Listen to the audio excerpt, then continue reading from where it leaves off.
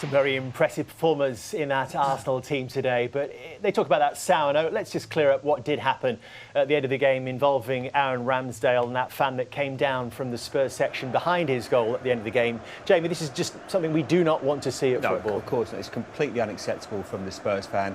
He's been getting stick all game, as he said. He reacts, he gives him a little bit of stick. You can see Richarlison as well gets involved. This is part of football, that. You're always going to get a little bit of stick, but for a fan to come and do that, as we see it as it unfolds now, and come onto and try and kick a player that's played in the pitch, it's completely unacceptable. He's got to get his water bottle, he's got to get his gloves. You can see it now, here comes the fan, and I'm sure that Spurs will act accordingly. He shouldn't be allowed in the football stadium, that guy. He should not be allowed, and it's completely out of order and unacceptable. Yeah, and I'm sure that is not the last that fan will be hearing of that. We certainly hope not. This was Arsenal's day, Paul. You said it right from the first moment. You felt it. Why were you so confident? It's just the way Arsenal have been playing and Tottenham have been playing. I mean, it don't take Einstein to work that out. Tottenham are letting in 2 goals every week, and Arsenal are playing the best football they've played in many years. This game is always different. Yeah, Arsenal have been here before, full of confidence. Yeah, but not like this. Not like this. They're top of the league. They're flying along. They're beating records. They're on a roll. Yeah, I just couldn't see it. I just couldn't see it with Tottenham. I mean, they play 3 at the back. They play 2 holding midfield players, and every week they let in 2 goals. I mean, I don't know how you get away with it. I mean, it's unbelievable. Bar the Palace game, which if Palace had Harry Kane, as I said before, they would have won 4-0 that day. You can't keep on turning it on and off like a tap. And people forget about the second half. The first half was embarrassing at the highest level. I've never seen a derby game. Well, I mean, the last one was like that when Arsenal got steamrolled, but not really like that. It wasn't like that. They got steamrolled. They were outclassed, weren't they? Outclassed. Just outclassed. Everything Arsenal were doing, you could see there's a plan. You know, there's a patterns of play, and Zinchenko comes inside, and Saka will come and then go, and then, you know, Partey will come short, and the other 2 go forward or open the game up. It's cuffy, Tottenham. It's off the cuff. Cuffy. Yeah, if it happens, it happens. You can't see any plan. I mean, the second goal, and we're going to talk about it in a minute, the goal is kicking the ball. 1989. I mean, he's getting the ball and they're kicking it out of his hands. I mean, that happens on Sunday morning at Wellman Scrubs. Do you know what I mean? You can't do that. There's 2 centre-halves sitting there waiting for the ball. I feel sorry for the midfield players. They've been left to be embarrassed today. But now, as a result of that, Arsenal are 8 points clear. The biggest lead they've had in the Premier League since they last won the title in 2004. So, do you believe? I think it all comes down to next Sunday. I think next Sunday, I think it's the game. I think if Man United go and beat Palace away, you know, which I do expect them to do the way they're playing, they go to the Emirates, and I think if Man United win that game, they're 3 points behind Arsenal. If Arsenal win that game, Man United are out the equation, and it's Man City chasing them down, and they're 8, maybe even more points behind Arsenal. It's Arsenal's to throw away now. I know there's a lot of points to go, but that first half performance that was like watching Man City. If you've been living in New Zealand and you ain't seen football for the last 4 years, and they were playing in light blue, you'd have thought that you were watching Man City. That's how good they were. Louis, I know you were hoping for a big performance from Spurs today, but did Arsenal have the look of potential champions? Yes, definitely.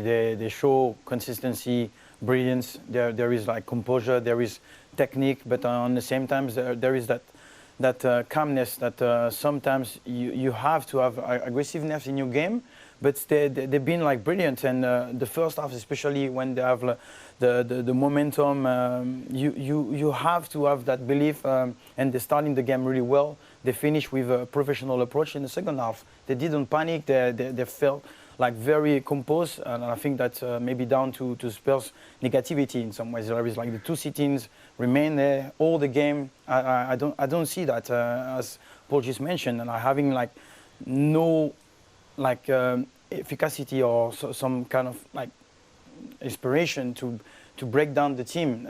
It was not enough to put any pressure on Arsenal. They were too good today. I think as well, Louis, because derbies are normally frantic.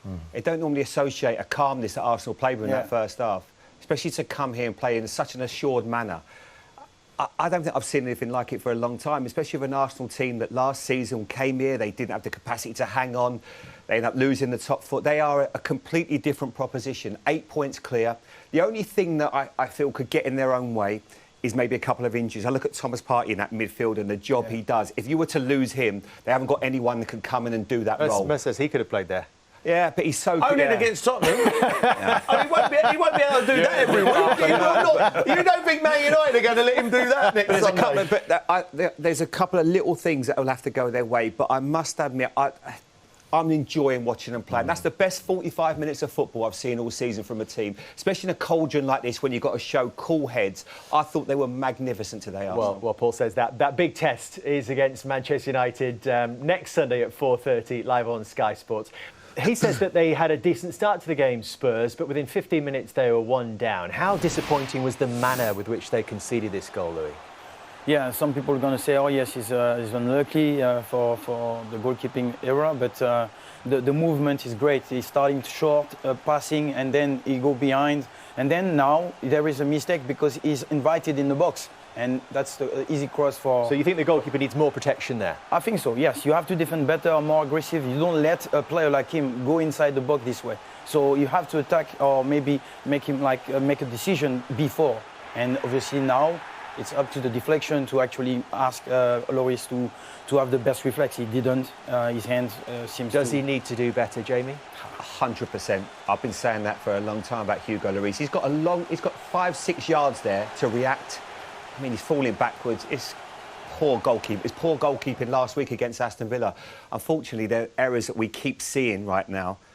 He's been a brilliant goalkeeper for Tottenham. He's a World Cup winner, but there's too many mistakes. He just doesn't react to this at the same level to what he did a few years ago. Well, Paul was critical of his involvement in the second goal, a goal kick from 1989. but after this, Paul, he doesn't have to do. Yeah, but because he does that, the poor centre midfield players have come short, and then they've got to go long. And as we talked before, the gulf in quality between the two teams, they take it after that. Chalk and cheese. Didn't you win the league in '89? Yeah, but we won it like that. But that's when you have a look, Papsar goes forward here and he opened the thing. Yeah, and then he's late to the ball on Odegaard. But I see Liverpool do that against Arsenal live. But all of a sudden, Odegaard got away and he put Martinelli in, and Martinelli scored. But here again, I felt sorry for the two midfield players. They're playing against three of the best players at Arsenal. But the finish from Odegaard, his 8th of the season, he's the top scorer. A Rolls-Royce of a player, isn't he? Different gravy. Honestly, different gravy. His brain, his awareness, he makes every right decision. If you watch him on a football pitch, he is. You could see why he was at Real Madrid at 16, 17 years of age. The kids are. He's one of the best in the Premier League. You know, we talk about Kevin De Bruyne. Of course, he's the number one. He's number two. He makes things happen, you know, and it's so hard to pick him up because Partey's so good. Really smart but piece of business. He's so smooth on the ball as well. But Paul made a really good point in that, because when you got a 2v3, because Arsenal outnumber you in there, they've got Granit Xhaka, Odegaard, and Thomas Partey in the pivot, and it made it so difficult. So for Tottenham, I actually felt sorry for their two midfield players. Højbjerg and Saha, they're trying to get close to him. They're trying to push up into areas, trying to make it a 2v2. You can see they're trying to engage onto Thomas Partey. But what you've got to remember is behind you, you've got such a threat in Odegaard. Then all of a sudden you've got a 10, 15-yard gap. Saka pulls into an area. Now he's got 20 yards of open space. You've got Saha, Højbjerg, they're too late. Now you can see it opens up. Saka plays the perfect pass to him. He's got time to get it out of his feet and hit a beautiful strike. And that was a problem. The 2v3 in there, they always got outnumbered. He tried to change it a bit second half. But they're not just three players that are average. They are three quality players that know their role. You've got Partey in the pivot, then you've got the two midfield players with Xhaka and Odegaard that cause you such problems, because a midfielder, you don't know whether to go out to them, you don't know whether to stay in the middle. They just keep popping it round you. And then also you add to that Zinchenko comes into that midfield as well. So all the time they're doing a Man City on you. You can't get near anybody. Yeah, I feel sorry for the two midfield, because what Partey does there is just unbelievable bit of play to turn and get it out wide. A lot of centre midfield players there have controlled it and gone back to Ben White, and the centre midfield players' job's done, and they're like, I've done a good job. But because he's so good and so smooth, he gets on the turn, he plays it out wide, and they're away. And I felt sorry for the two in midfield will sleep. But that's well a debate, you know, where we're saying they're trying to have like the momentum, but some confidence in midfield. Until you find a proper centre midfield with the position right, making sure that you have the aggression, but the technique, the calmness. You're going to get in trouble. Could be that player, not here today. I think that Conte has been asking that player. You know, you could have like a lot of talent, but you need to have that experience. The Partey, the Casemiro, the Fabinho, all those players have like immense influence on the team. You say, could he? But he is that player. He is that big a blow, I think, for Tottenham, for him not to be playing at the moment. He got injured in the World Cup. You can see the difference when he plays. The results since he's been out of the team have been...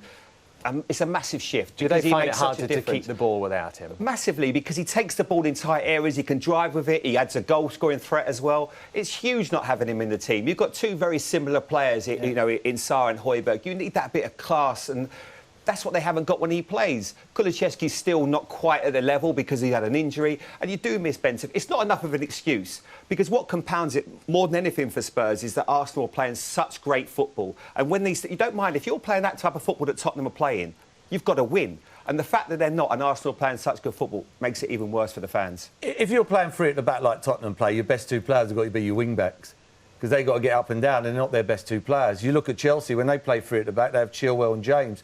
They're the best in the business. You know, Tottenham's, they're not. They're probably their two weakest players, really. Well, no, yeah, defensively, Saka was just too much for him in the first too half. much. He's not, for me, he's not that kind of player, is he? And he should have been helped. I felt sorry for him. You know, he's getting isolated, 1v1. I don't care who you are. If someone's run at you with pace, you're going to get ripped to shreds. And then I give credit to Arteta and the way him and Edu have worked together, you know, and there's been a plan. And they haven't just gone, I'll have him, and him. They bought players that are going to come in and play in the team, play a certain way. They've got Partey fit now. He plays every week. You know, even the young lad Nketiah, who probably could have had a hat-trick today on another day. He's been patient. He's waiting for his chance. You know, he stayed fit. He hasn't, like, probably just been sitting around going through the motions. And then all of a sudden you get a chance and you're like, oh, I'm not ready. But that's also up to the manager as well to create that harmony within the group, isn't it? Yeah, as you can see that by the way, you know, the way he brought all the players away then, you know, and yeah, there's a real feel-good factor. You know, I mean, they win next weekend. I just don't see how they get stopped if they win next weekend. The Kroenkes deserve credit as well, because they could have pushed the button. Yeah, they could have easily done that. And it 100%. didn't seem like yesterday the fans were protesting the fact they weren't happy with the players, the recruitment. And it's Super League. He's exactly right. Yeah. You need that little bit of patience. They've got a very special manager there. And I can't lie, I doubted him as well, but he has done an incredible job, everything, on and off the pitch. And look at where Arsenal sit in terms of the most points ever after 18 games of a Premier League season. All the teams above them and around them, bar Liverpool, have gone on to win the title. Liverpool got 97 points and finished runners-up in 2018-19. Arsenal currently 47 after 18. That works out on a points-per-game basis. They're tracking at a 99-point season if they keep this rate up. Surely no one's catching them if they continue at this kind of pace. What can stop them from this point, Louis? You've been part of a title-winning team twice. Does the pressure start to build the deeper we get into the season? Could that harm them? Well, I think that having a little break during the World Cup, it's something different. So sometimes you lose momentum, you have heavy legs, you're starting to have scrappy games, but that's not the case this year. I think the momentum is still here. You can see the creativity. They have players like Odegaard. They have like a lot of quality. So the only thing I can see is like just lose that approach on every game, that aggressivity, that technique, that belief. Because whatever like the players are picked, it's still the same foundation. They still have the same confidence. So I feel like if they keep that same momentum, no one can actually disrupt the game and believe. So I do think that nothing apart from themselves can actually do that. And it's a unique year. Normally we'd be thinking, well, Liverpool are going to be chasing. Liverpool have been so poor this season. There's something not quite clicking at Manchester City right now. So they've just got to keep... it's a cliche, we've got 2 title winners, but it just feels like they've just got to keep taking each game as it comes. Next week at home to Man United, I know Paul's been speaking, it's a really tough game, there's a lot of pressure. Couldn't ask for more. When you're top of the table, you've got Man United coming to your own place. Bring it on. They must be in that kind of form and that confidence after that result today, Paul. Oh, yeah, I mean, they're flying along. You know, winning the league, it's how you bounce back. You know, there'll be times in the season they're going to lose a game. You know, I would be shocked if they went the whole season. It's when you lose that game, like they lost at Man United. Next week they won straight away. You get back. You can't be going 1, 2, 3 defeats on the trot or 2 defeats and a draw. It's always, it's how they're going to react. I think it's a massive football match next Sunday. I think it don't get any bigger, if I'm being honest. Man United beat Palace. They go there, and you've got the two banging form teams in the whole country. You've done the build-up for us. I don't think we need any more. No, Come on, Aaron, you 4:25. That's the advert. It does. I mean, you don't need Einstein to do that. I mean, but you've been saying consistently that Arsenal need to strengthen. I think we all thought. I think that Mykhailo Mudryk probably thought that he was on his way to Arsenal. So how painful is that one to lose out to Chelsea, who presented him at Stamford Bridge this afternoon? They'll be very disappointed. Of course they will. They've been chasing him for a couple of weeks. It's all been Arsenal talk. Will they pay enough? Will they go a little bit more, a little bit more? And then Chelsea have come from absolutely nowhere and blew Arsenal out the water. And that's what it's like. Now they've got to regroup again. Surely they'd have had another couple of players in the pipeline. Surely they haven't put all their eggs into one basket. I think that, I said it before the show, I think they might go for Rafinha at Barcelona. Barcelona have got to sort of settle their books. But again, do you applaud the approach, Paul? Because we heard Mikel Arteta talking about we need to be disciplined. So clearly, if Chelsea gone in with a bigger offer that Arsenal were not prepared to match. 100%, and rightly so, because all of a sudden the money's gone. It would have gone to. He's probably getting more money at Chelsea. He's probably getting bigger wages. If Arsenal then go right, I'll wait there a minute. We'll give you them wages. How do you think all them players are going to react? It's a happy dressing room at the moment. You start bringing in players and giving them 200-300 grand. It gets around the dressing room. Players start getting unsettled. You don't want. You're better off not rocking the boat. These chances do not come along too often. They're top of the league. 19 odd games gone. You've got to seize the moment. You don't want to ruin. It won't be the first time, would it, that a January signing has rocked the boat and tipped the balance, the equilibrium in a dressing room. Yeah, absolutely. They've got Smith Rowe coming back as well, which I think is vitally important. You do worry. You don't know how long Jesus is going to be out for. He's had a few knee problems before. The one I'm going to repeat myself. I do worry if they get an injury to Thomas Partey. They've got Lokonga as well that could play in there, but he's not of that same quality. They tried to sign Douglas Luiz in this summer. They didn't get him across the line. Now, they've just saved £85 million on Mudryk. Maybe there's a world where they keep protecting what we got. And I know you've got to be careful not to upset, but I think that's an area where they cannot. You'll be kicking yourself if you don't bring in one or two players and you get injuries. What makes Thomas Partey so special for this Arsenal team? He anticipates the game. He gets better and better. He's just a brilliant midfield player that can do everything. There isn't really a weakness in his game. We could see it with a strike here. This is like what you'd expect from a Odegaard, but he is doing this as a defensive midfield player. He picks up great positions when they haven't got the ball. He gets in front of Saliba and Gabriel. He is just a brilliant midfield player. Is he the piece of the jigsaw, Louis, that takes Arsenal to that final step? I think so. Yeah, definitely. I always say that Arsenal sometimes lack aggression, and he gets that. And at the same time, he's calm. He fits really well the Arsenal system in a way that he can be very composed. And at the same time, he have as well, that charisma. There is sometimes a complexion with Odegaard. Maybe people say, oh, yes, he's young, he doesn't speak that much. But yes, those three players in midfield with Saka, with this aggression and Partey, is really complementary to Odegaard. This is really where those guys feel confident and know each other. They seems like this foundation is very crucial. But I think I think that there is a need of a striker. Yeah. We still need. Well, you at Manchester United would have 3 or 4 to juggle. Yes, all the time. And because the season is so long, it's a marathon, you always need that creativity of someone who's going to be out of form or maybe injured. You still got that same maybe profile or different profile. Even alone, maybe just go and get a striker, because if you sign someone, it's very difficult. They're hard to find. They're hard to get a striker. We all got get a striker. Yeah. Name one. Man United need a striker. Yeah, but with Thomas Partey, he does everything so simple. Yeah, so simple. He breaks everything down, and his little 5-yard passes through the lines. Not spraying 60-yard balls all over the pitch. Breaks it down, Odegaard, and it's so hard because you either leave Odegaard and he will punish you, or you step off Partey and he just runs the show. It's unbelievable. He's in there on his own.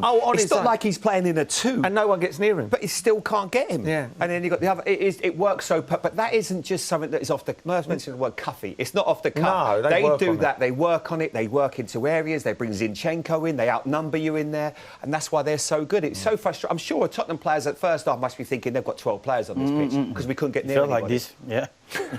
A reminder for you. you, if you needed it, that Arsenal take on Manchester United next week on Super Sunday. We're watching it together, I think, at home. Look forward to your company then. 33 points on the board for Spurs at the halfway point. 5 points outside the top four. 14 behind Arsenal now. Tracking at a similar level to last season. They had 36 after 19 last season, but remember, they had that late flurry of victories. They won 8 of the last 11 to clinch the place in the top four ahead of their North London rivals. It looks a very different story half a season on. We talked about a gulf in class, Louis, today. For your old side, what did you think they lacked? I think, these sitting midfielders, this creativity, the balance that he mentioned about Arsenal, having like those two sitting midfielders through the game, having that courage maybe to play a bit forward, thinking, that's not there at the moment. So where we think about Betancourt, I think it's one of the profile, but it's not enough. When you have like a top quality striker as Harry Kane, and this is lacking ammunition, I think. It's just not supported enough. So there is people frustrated in Spurs, I'm sure, because there is such a gap between the rivals there. Do you think there's enough quality in this team, in this group of players, with this manager, to push on and find Champions League football again? It's going to be hard back of this performance, but yes, of course they can still do a run of games where they can win games. But the way you mentioned, all the midfielders especially sounded like sarcasm a little bit, you know, where you think maybe you have quality to reach the Champions League. You want to mention like players with more experience, I would say. I mentioned Casemiro, the Fabinho impact in midfield, the Partey in front of him, like showing the kind of quality, but the charisma and all those things that make the other players improve. And that's not there, and that's a frustration. That was interesting, wasn't it, Jamie? He sort of name-checked those three players that he thought maybe could push them on, help them. Pape Sarr made his Premier League debut He did today. okay. 20 years old. Brian Hill. Brian Gill was not the answer. No, Who and was a lot of replaced Skip's by a good player, but Kulusevski he's not, today, we're and not Oliver talking Skip. top level. You know, and they've had a. But is that the point he's making? He doesn't have the armoury. I think you never know what he's saying. He talks in a lot of riddles. There's a lot of messages when he talks. He's a top-class manager, but there is something when he's up against it. You can see he will say things in the media, will say things in the press. But in an 8-month period, we've seen that Arsenal and Tottenham spending has been pretty incredible. If you think about it, well, Arsenal surely have gone from a 14-point gap now ahead of Tottenham with a game in hand. And this is within the context of Arsenal being beaten 3-0 here in May last year. It shows a development. They've spent £120 million in that period, and Spurs have spent 172. You know, we're thinking, well, surely Tottenham have been the team that progressed, but it hasn't been that way. Obviously, you add that Saliba's come in, who's been a player that's added so much to this Arsenal, so he's almost been like a signing as well. He was on their books before. And in football terms, Romero was already here before that became a permanent signing. You can't really complain considering how much money he spent, but there is I think the golf in class and the style of football that Arsenal are playing is what will really compound it so much for Spurs fans. That is what will really incense them, because they're not looking at a team with much direction in terms of how they play. He never really changes the system. And I think that gives you a major problem. And the development of the Arsenal team compared to Spurs has just been incredible. You know, 3 points for the last 5 home games is not good enough for any manager. But that's the difference, because at the start of the season, let's say no one expects Arsenal to be there. So it's now easy for us to compare the two sides or two signings and all that. But at the start, no one will have imagined those guys to be in the top 4, to be honest. Well, Louis, I remember doing the game and we were talking about it. I don't know if you were doing it or you obviously watched it, but we would have thought, I remember talking that day and we said that Antonio Conte had just out-coached Mikel Arteta, too much class for him in the way that he organised them. They were too disciplined. They looked like a team that could really handle the physicality of the game. Roll on 8 months and you just see a complete change. Arsenal look like the complete team, and Spurs really at the moment are in a bit of disarray, but there is still can get in the top 4 because they're they're in a good position still. You talk about the messages that he likes to put out in the press, and you heard this week Antonio Conte talking about the process at Arsenal, which started 3.5 years ago, referring to Mikel Arteta and what you were saying, Paul, about the patience he's been given to do this job. He says as well, if you want to accelerate that process, you sign experienced players who know how to win. He's talking about the likes of Casemiro, name-checked again at Manchester United, the impact he's made. Is that what it's going to take from Spurs? Do they have to buy the experienced, ready-to-go players, or should they actually think of it in a different way, like Arsenal have done, arguably like Chelsea are doing now, buying younger players and trying to grow a group together? Yeah, maybe. I just find with Tottenham, I'm a big Conte fan, don't get me wrong. He come to Chelsea and won the league, outstanding. Plays free at the back.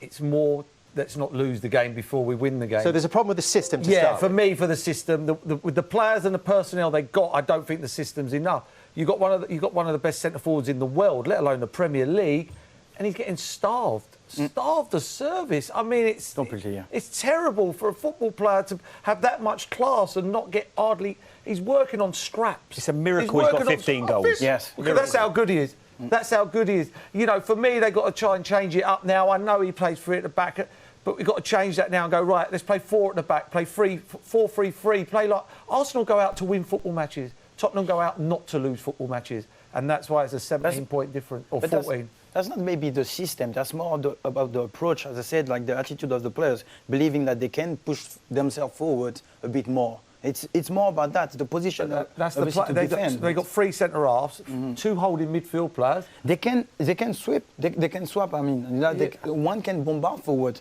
but those were sitting, passing the ball each other like this, and there is no creativity, no one-on-one creation from the wingers. That's the problem. But if you're watching the game in New Zealand, or watching it on the Sky Sports app, and you saw that Ramsdale's the man of the match, and you see the number of shots that Tottenham have had today, then maybe you might be able to put a positive spin on this, Louis. No. Yeah, you can. It's a great goalkeeper. Paul's shaking his head next to you. This save is brilliant. This is very important. That's why those keepers are now getting the reward, the praise that they deserve. This save as well. You need to be in the right way.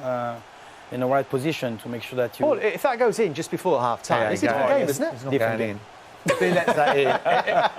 It's a good save, a very good save, the first one. Second one he should save, that one he should save all day long. He hasn't made a world-class save. I mean, I think Lloris made better saves than Ramsdale. This was the big save. Yeah, this was the big save. That was a good save. That's a great save. That was a David De Gea save. You know, one of them, the ice hockey foot save. Yeah, that was a good save. That was when pressure was building at the start of the second half. But you know, short memories. At the first half, they was as good as you get, and you know there was so much talent on the football pitch. You know, I think if you asked Arteta, I think he'd be quite shocked he got man of the match. I think then it looks like you've come here and you've had to defend all the game. It wasn't that for me at all. He's made 2 saves. I think Odegaard and Thomas Partey must be thinking, well, why aren't we one man of the match? Yeah, or Saka. Player of the match, exactly. Yeah. Spurs top 4? Yeah, of course they can do it. As I mentioned, Liverpool and Chelsea have got major problems right now. I mean, Chelsea are trying to build. Liverpool have got massive problems. They've still got a great chance, but as I say, what is killing them right now is the fact that Arsenal are just on a different level to them. But they can still certainly get top 4. Do you agree? No. But why not? We're still in a position. You just asked me. Listen, just lift it. Put your socks. Look at this. Look, this is what you're dealing with. Look, he's got red socks on. I don't think so. I'm just being honest. Yeah. I don't think, you know, Liverpool and Chelsea will come. You know, I don't think they're going to keep on playing like this. They're going to turn it around. There's a lot of games. Can they have a run or not? Yeah, I don't think Tottenham can. I don't think Tottenham can. They've got Harry Kane. Listen, Bentancur comes in and it changes the whole dynamic of the team. He makes a massive difference. Fit. And they get Kulusevski fully fit. Yeah, they could still get top 4. They did it last year. They're letting too many goals and they don't start on the front foot. They're a better team when they fall behind and the shackles are off and we come back and we all start playing. A lot of them fans will go home today and go, "Oh, unlucky, weren't we? You know, second half we were really good. They got blown away." I don't think they will today. I don't know because they understand the game. I'm going Ramsdale got man of the match. So we were unlucky. They're all being worked tomorrow again. Well, we were bang unlucky. Look, your goalkeeper got man of the match. No, I don't. I think they're saying, what's Gary Neville talking about? Incidentally, we heard from Antonio Conte that the best teams in this league are Arsenal and Manchester City. He's not tipping Man United for the title, Louis. Yeah, but I am still very happy with the performance and claim that it's good enough for me at the moment. I signed for the top 4 at the moment. And yes, I'm happy to see Newcastle down there. I'm happy. I think they they can look at this and say, okay, we deserve to be there. What about if they win next week? Will you change your opinion? Oh, yes, I cannot. They got to win Wednesday first. They got to beat Palace. I don't know. It's the title decider next Sunday. Did you not hear him? You got the best 2 holding midfield players in the whole of the Premier League, in my opinion. Casemiro, Partey. Yeah. You know, Odegaard won't have all the fun next week. You know, We're going to know a lot Rashford's more. unplayable. Yeah. We're going to know a lot more in 7 days' time. That is for sure.